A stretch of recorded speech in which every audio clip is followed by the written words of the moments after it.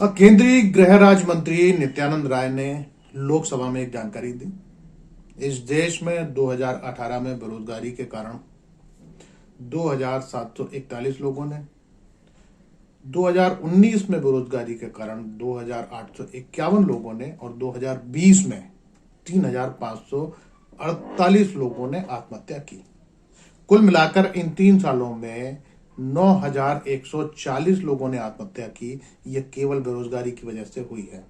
और अगर हम दिवालियापन की बात करें या कर्ज नहीं चुका पाने की वजह से बात करें तो इस दौरान 16,191 लोगों ने 16091 लोगों ने आत्महत्या की।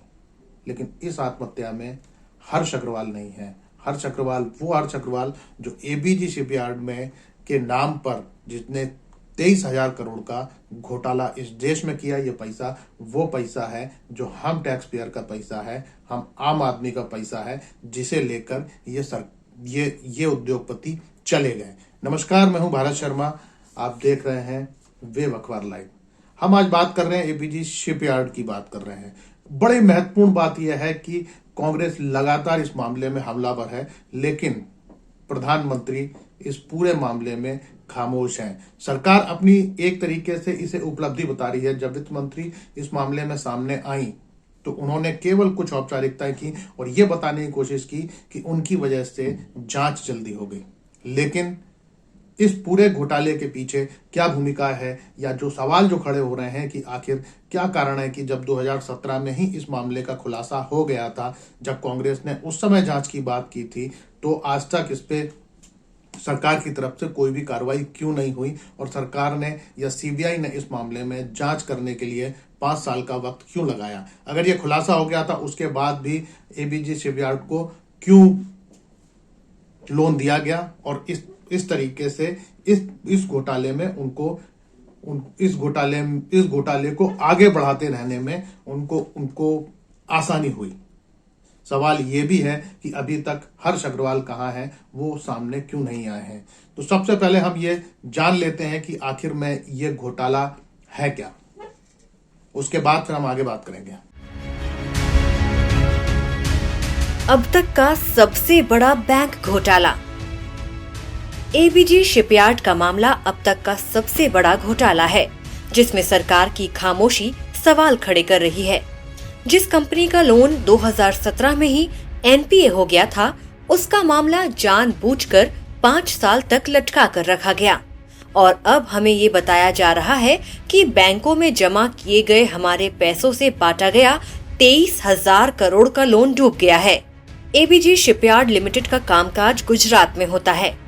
कंपनी गुजरात के दहेज और सूरत में पानी के जहाज बनाने और उनकी मरम्मत का काम करती है। अब तक कंपनी 165 जहाज बना चुकी है। इनमें से 46 विदेशी बाजारों के लिए थे। एसबीआई की शिकायत में कहा गया है कि विश्वव्यापी मंदी की वजह से कंपनी का कारोबार चरमरा गया। कमोडिटी की मांग में आई गिरावट से शिपिंग इंडस्ट्री को झटका लगा है।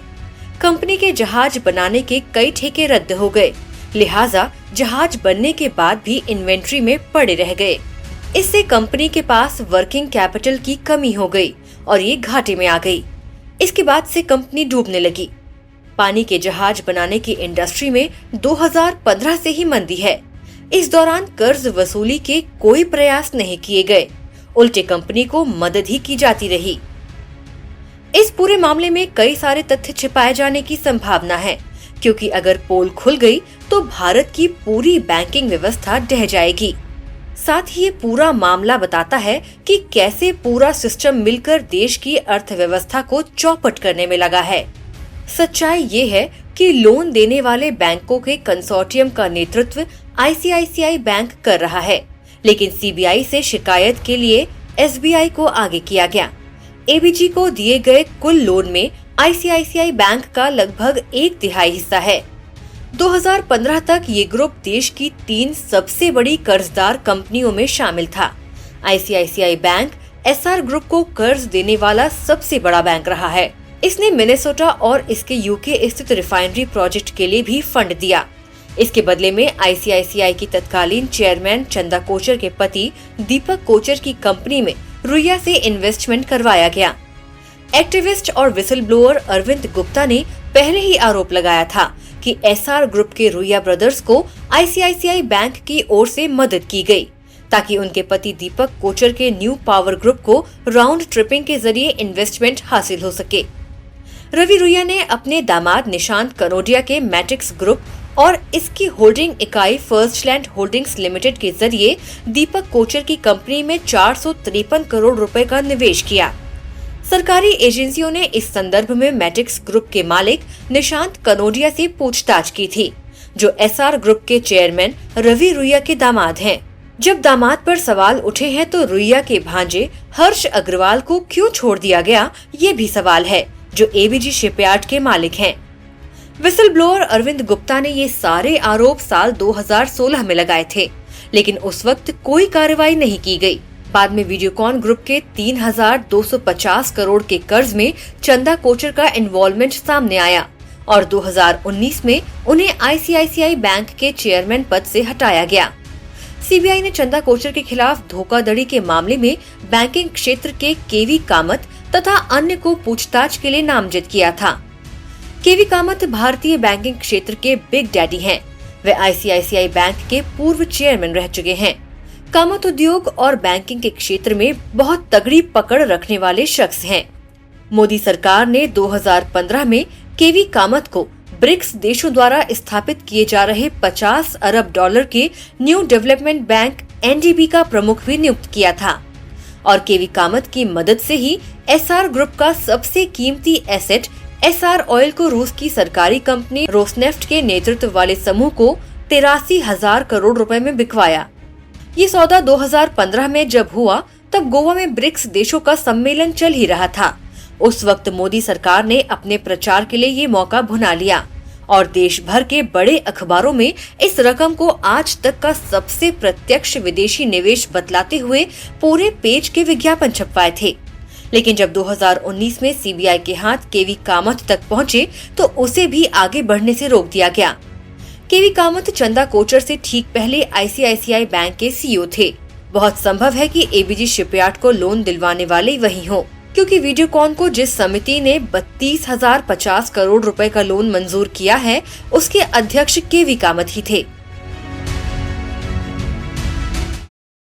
एबीजी शिपयार्ड के घोटाले की अगर हम बात करें तो ये लगातार इसमें कांग्रेस हमलावर है। लगातार 3 दिन से 4 दिन से कांग्रेस हर दिन प्रेस कॉन्फ्रेंस कर रही है।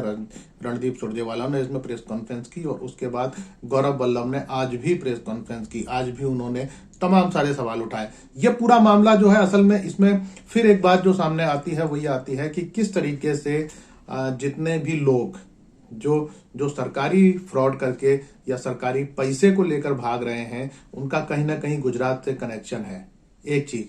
दूसरी चीज यह है कि जिस तरीके की लिबर्टी सरकार इन उद्योगपतियों को दे रही है, जो खबर इसमें है वो यह है कि 2018 में ही डेट रिकवरी ट्रिब्यूनल के सामने जब ये मामला आया था, उस समय ट्रिब्यूनल ने देना बैंक, आईसीआईसी बैंक और एसबीआई बैंक को 13,975 करोड़ रुपए वसूलने को कहा था, लेकिन ये नहीं हुआ। इसके बाद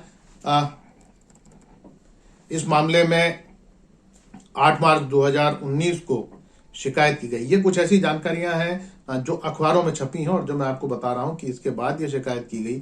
उसके बाद मार्च 20 में सीबीआई ने इसमें स्पष्टीकरण मांगा। 25 अगस्त को फिर एसबीआई ने इसकी सारी जानकारी दे दी, लेकिन उसके बाद जाके फरवरी के महीने में इसमें एफआईआर दर्ज की गई। सबसे पहली चीज हमको ये समझना पड़ेगा कि आखिर इस तरीके ये उद्योगपति, ये गुजरात से इनके क्या कनेक्शन है और कहीं ना कहीं इनकी सब इस पूरे घोटाले की आंच प्रधानमंत्री तक किस तरीके से पहुंच रही है।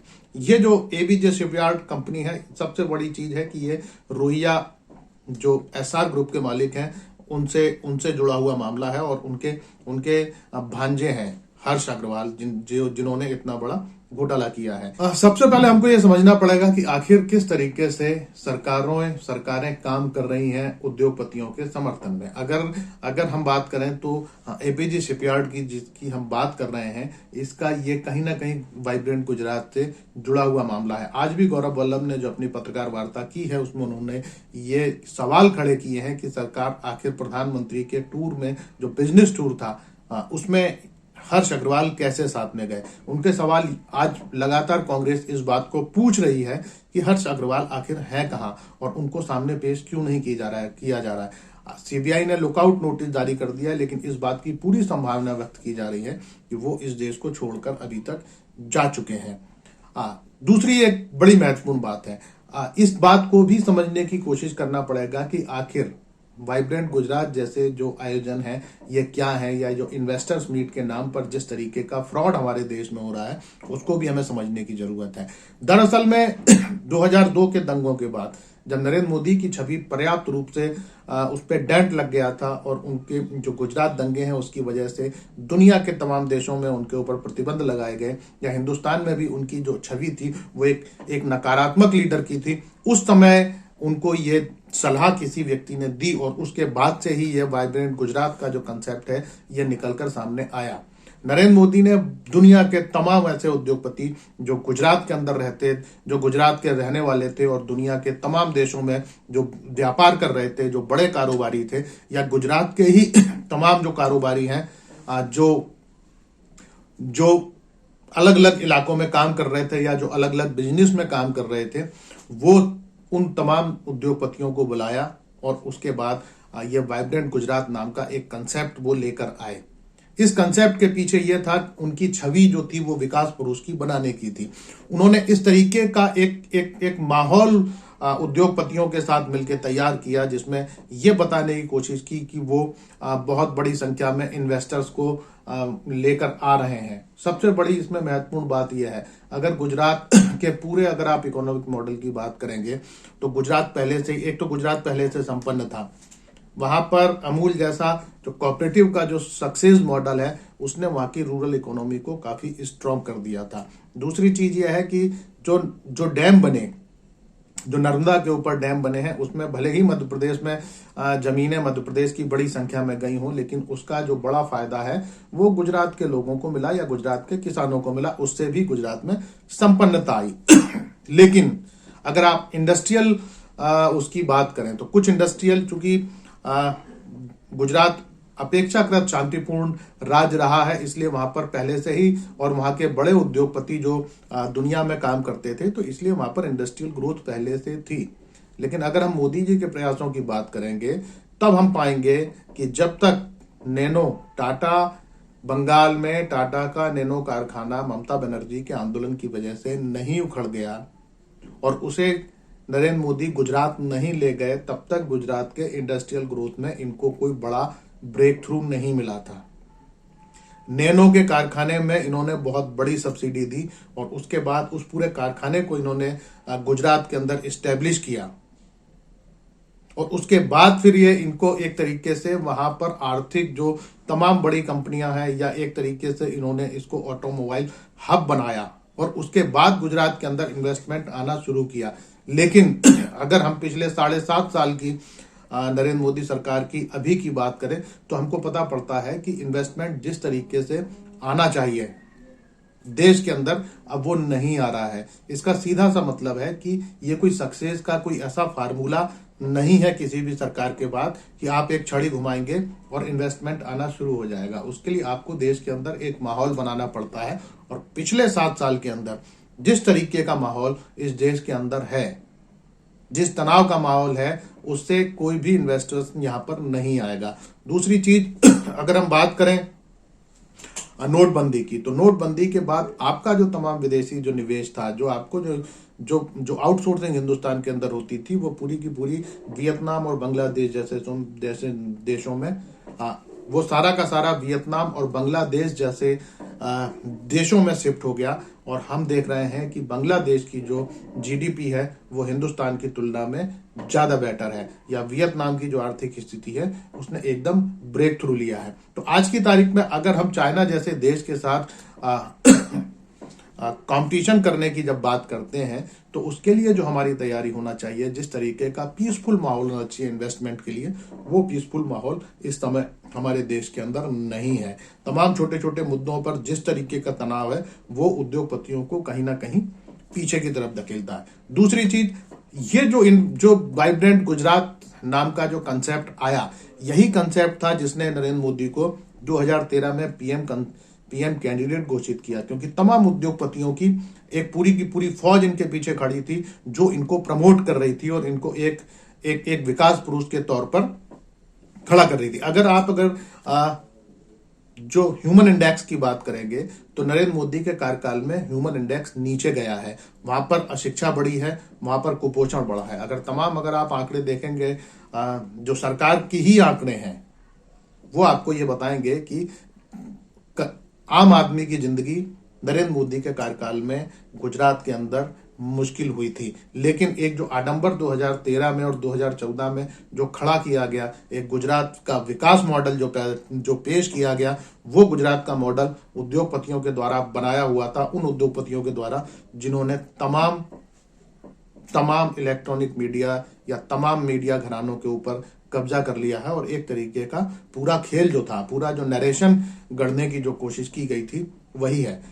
बात केवल गुजरात की नहीं है। अगर हम गुजरात के बाहर तमाम दूसरे राज्यों में जो इन्वेस्टर्स मीट होती हैं, अगर उन पर भी अगर नजर डालेंगे तो हमको मालूम पड़ेगा कि जो एमओयू साइन होते हैं, वो एमओयू रद्दी की टोकनी में चले जाते हैं।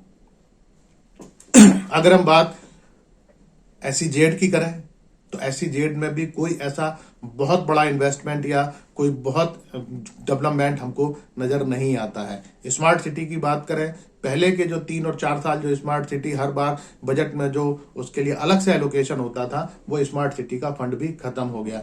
स्मार्ट सिटी अमेरिकन रिसेशन जो 2008 में आया था रियल एस्टेट के बिजनेस में, उसको नए सिरे से एस्टेब्लिश करने के लिए स्मार्ट सिटी कंसेप्ट आया गया। आज भी देश के तमाम सारी जगह जो स्मार्ट सिटी बन रही हैं, वो बहुत सारी जगह अमेरिकन कंपनियां बना रही हैं। ये बात भी हमको समझना पड़ेगा। लेकिन वाइब्रेंट गुजरात की बात करें या फिर हम इन्वेस्टर्स मीट की बात करें, बात यह है कि ये जो सारा का सारा जो खेल है, ये क्यों होता है? ये इसलिए होता है कि आप सरकार के साथ एमओयू करते हैं, उस एमओयू के नाम पर आप सरकार से सुविधाएं लेते हैं, आप सरकार से सस्ती जमीनें लेते हैं, आप जो एग्रीमेंट होता है उसके आधार पर आप बैंकों से कर्जा लेते हैं, और उसके बाद उस पैसे को आप कहीं और इन्वेस्ट करते हैं और एक तरीके का आप घोटाला करते हैं। तो सरकार एक तरीके से आपको सर्विस प्रोवाइड कराती है घोटाला करने के लिए। अगर एबीजी शिपयार्ड के मामले में अगर हम देखते हैं, जबकि उनको जमीनें सस्ते रेट पर दिए गई, सीएजी की आपत्ति के बाद भी, अगर सीएजी आपत्ति कर रही है उसके बाद भी अगर सरकार उस पर कोई एक्शन नहीं ले रही, जो उन्होंने जो इंस्टीट्यूट बनाने के नाम पर जो जमीन ली थी, वो आज तक इंस्टीट्यूट नहीं बना। और यही एमओयू थे सरकार के, जिसके नाम पर उन्होंने पिछले 4 उसमें 22,000 करोड़ से ज्यादा के एमओयू साइन किए थे, और यही वो एमओयू थे जिनके आधार पर वो बैंकों से पैसे लेती हैं। ये जो पूरा मामला है, मुझे ये एक पूरा मामला जो है, इसमें बैंक के जो हायर अथॉरिटीज हैं वो किस तरीके से पूरे इस खेल में शामिल हैं, या किस तरीके से वो मामले को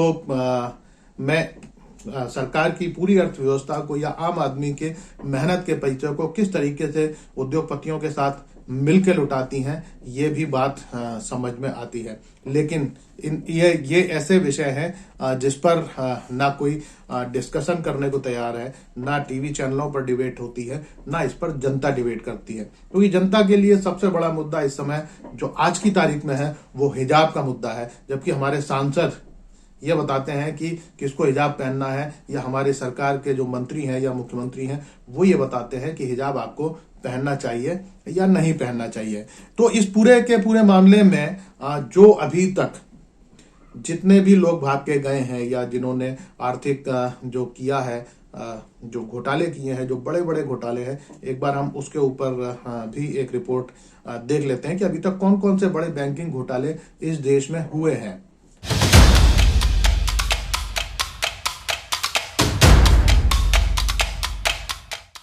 देश के बड़े बैंक घोटाले। किसी भी देश की अर्थव्यवस्था में उसके बैंकिंग सिस्टम का अहम रोल होता है। अमेरिका में जब 2008 में आर्थिक मंदी आई थी, तब बैंकिंग सिस्टम ही गड़बड़ा गया था। भारत में भी जिस तरह कॉरपोरेट बैंकों के साथ धोखाधड़ी कर रहे हैं, उसने बैंकों की हालत खराब कर दी है। अगर आने वाले दिनों में इसके भयानक असर देश की अर्थव्यवस्था पर नजर आए, तो हमें आश्चर्य नहीं होना चाहिए। एबीजी शिपयार्ड द्वारा किया गया फ्रॉड पहला नहीं है। पहले भी कई बैंकिंग घोटाले सामने आते रहे हैं। शराब कारोबारी और बैंकों से कर्ज लेकर फरार विजय माल्या के खिलाफ 9,000 करोड़ रुपए के फ्रॉड और मनी लॉन्ड्रिंग का मामला चल रहा है। सुप्रीम कोर्ट की ओर से बार बार समन किए जाने के बावजूद माल्या अब तक पेश नहीं हुए हैं। हालांकि बैंकों ने अब तक अपनी काफी रकम रिकवर कर ली है। एक खबर के मुताबिक कर्ज देने वाले बैंकों ने अब तक अपना 81% पैसा रिकवर कर लिया है। इसका मतलब है कि अब केवल 19% रकम की वसूली बाकी है। नीरव मोदी का पंजाब नेशनल बैंक घोटाला आप सबको याद ही होगा। नीरव मोदी और उसके मामा मेहुल चौकसी पर 13,500 करोड़ रुपए से ज्यादा की धोखाधड़ी का आरोप है। ये फ्रॉड इन्होंने पंजाब नेशनल बैंक में किया और फरार हो गए। मनी लॉन्ड्रिंग का ये मामला जनवरी 2019 में दर्ज हुआ था। इसमें आरोप था कि आईसीआईसीआई बैंक और वीडियोकॉन ग्रुप के बीच जो डील हुई है उसमें मनी लॉन्ड्रिंग की गई है। आईसीआईसीआई बैंक और वीडियोकॉन के शेयर होल्डर अरविंद गुप्ता ने प्रधानमंत्री, रिजर्व बैंक और सेबी को एक खत लिखकर वीडियोकॉन के अध्यक्ष वेणुगोपाल धूत और आईसीआईसीआई की सीईओ और एमडी चंदा कोचर पर एक दूसरे को लाभ पहुंचाने का आरोप लगाया था।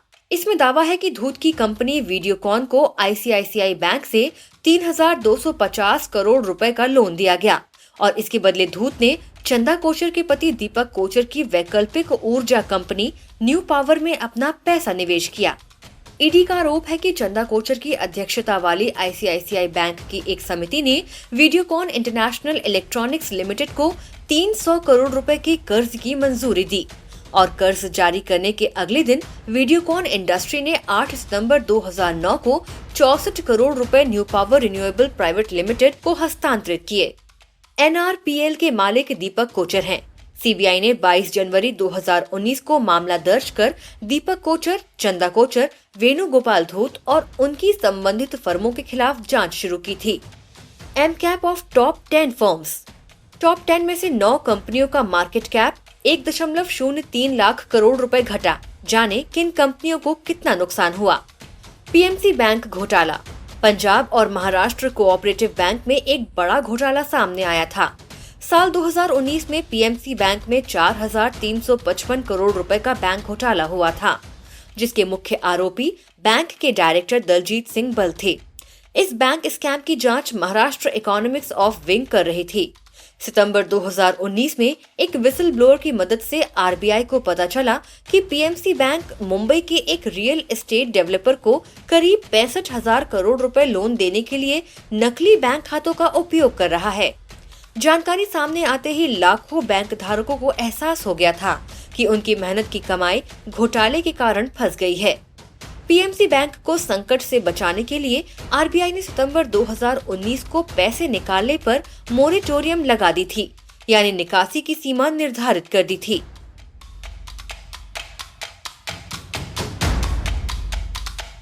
तो अभी तक जितने भी लोग गए हैं, वो नीरव मोदी हो, अणी मोदी हो, ललित मोदी हो, चेतन चंदेसरा हो, विजय माल्या हो या मेहुल चोकसी हो, ये जितने भी लोग हैं, इनका कहीं ना कहीं गुजरात से कनेक्शन रहा है इनमें अधिकतर लोगों का। और आखिरी ये जो नाम ऋषि अग्रवाल का है, ये भी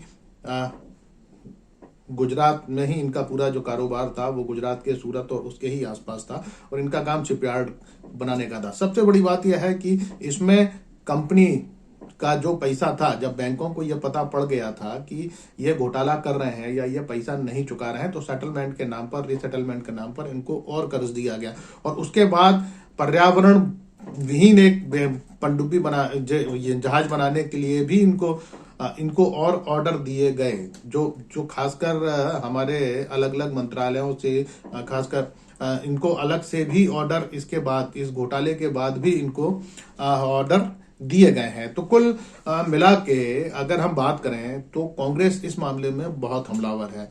उन्होंने, सुरजेवाला ने अपनी प्रेस कॉन्फ्रेंस में ये जानकारी दी है कि पिछले 7 साल के कार्यकाल में मोदी जी के 5,35,000 करोड़ रुपए के बैंक घोटाले हो चुके हैं और करीब करीब 8,17,000 करोड़ रुपए का एनपीए बैंक में ने कर दिया है।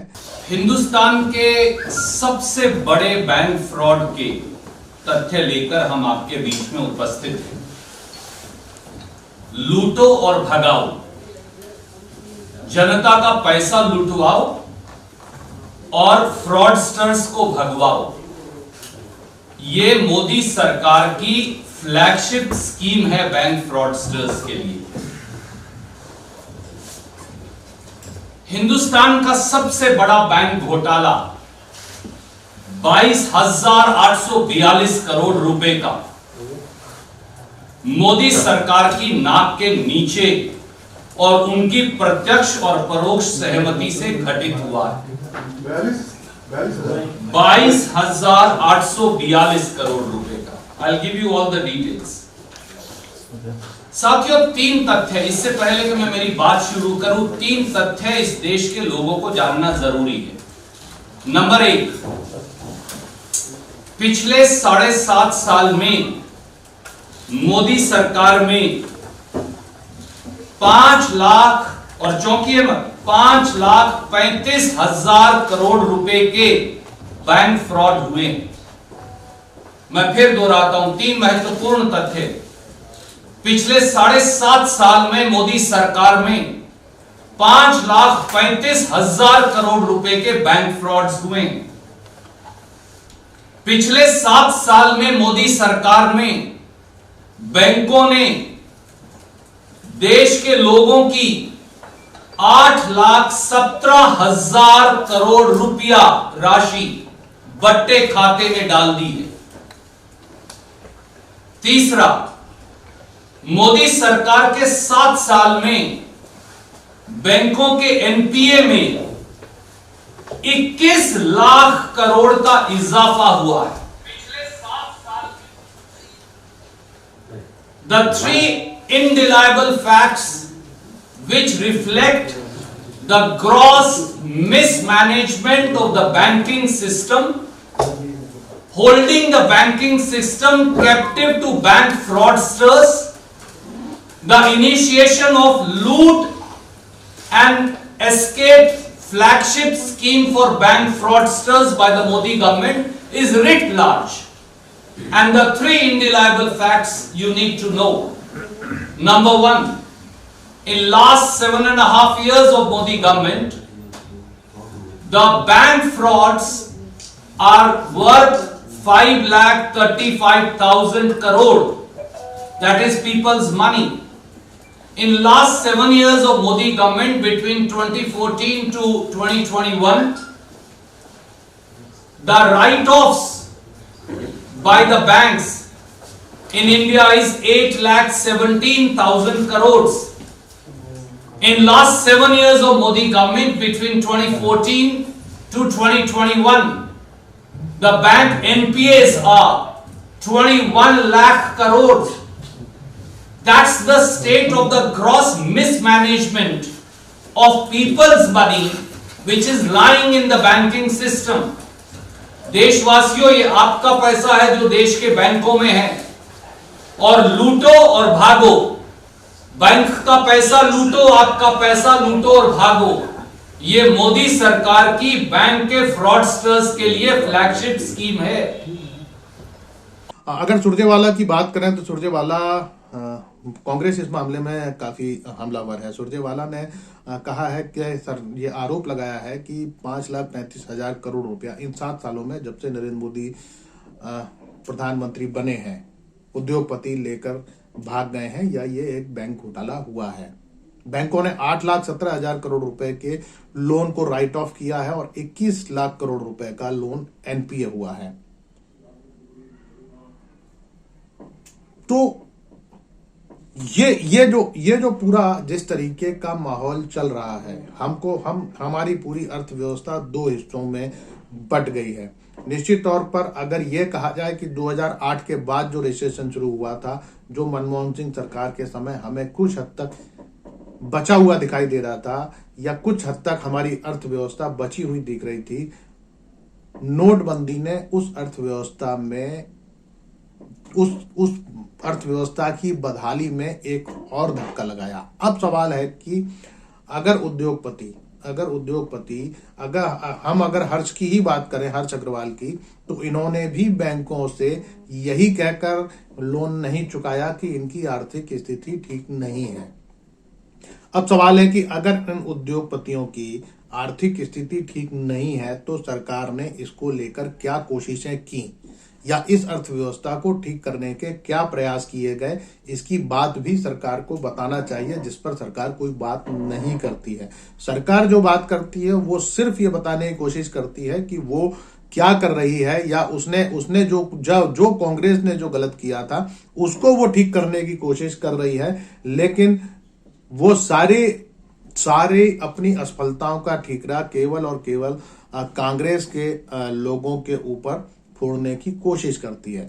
तो सवाल इसमें सीबीआई के ऊपर भी खड़े हो रहे हैं कि जब इस मामले की जांच जब आ गई थी सामने या चीजें साफ हो चुकी थी, तब फिर आखिर सीबीआई ने इस मामले में एफआईआर दर्ज करने में इतना वक्त क्यों लगाया। दूसरा ये भी एक सवाल खड़ा हो रहा है कि जब ये चीजें 2018 से ही सरकार की जानकारी में थी या आरबीआई की जानकारी में थी, तब फिर हर्ष अग्रवाल किस आधार पर देश को छोड़कर उन्हें बाहर जाने की या भाग जाने की अनुमति उन्हें मिल गई या वो इस देश को छोड़कर निकल गए।